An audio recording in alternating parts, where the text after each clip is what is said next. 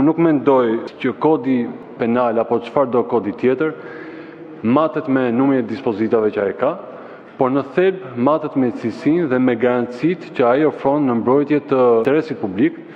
të qytetarëve, të ekonomisë dhe parandalimit të krimeve të ndryshme që mund ndodhin, përfshi dhe ato më të fundit që shfaqen si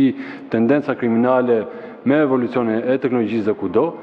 jo vetëm në Shqipëri, në rajon dhe në Bashkimin Evropian. Nuk është nevojë të bëjë referenca në vende të ndryshme të Bashkimit Evropian, të cilat kanë kode mbi 700 apo 800 dispozita, pra kryesisht kodeve penale. Italia ka 730 e sa, Spanja gjithashtu. Nuk është arsyeshme që ne të pretendojmë se kemi më shumë paligjshmëri apo kishim paligjshmëri dhe nuk e dinim, duke matur me numrin e dispozitave. Kjo i përket teknikës legjislative, se si harmonizohen dispozitat në një kod,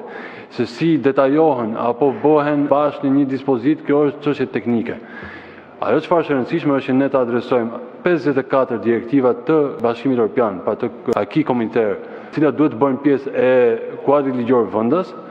dhe në fund të kemi një produkt i cili garanton gjithëpërfshirjen, transparencën. Jam i bindur që në fund të ditës do të kemi një produkt i cili është më i mirë që ka pasur Shqipëria dhe që do të ketë Shqipëria për vitet që do të vinë, pasi bën së bashku të gjithë institucionet, të gjithë njerëzit me përvojë, mendit e ndritura të jurisprudencës shqiptare, me gjithë argumentet e kundërta që ato mund të kenë, por që mbeten në fund ditës vetëm substanciale,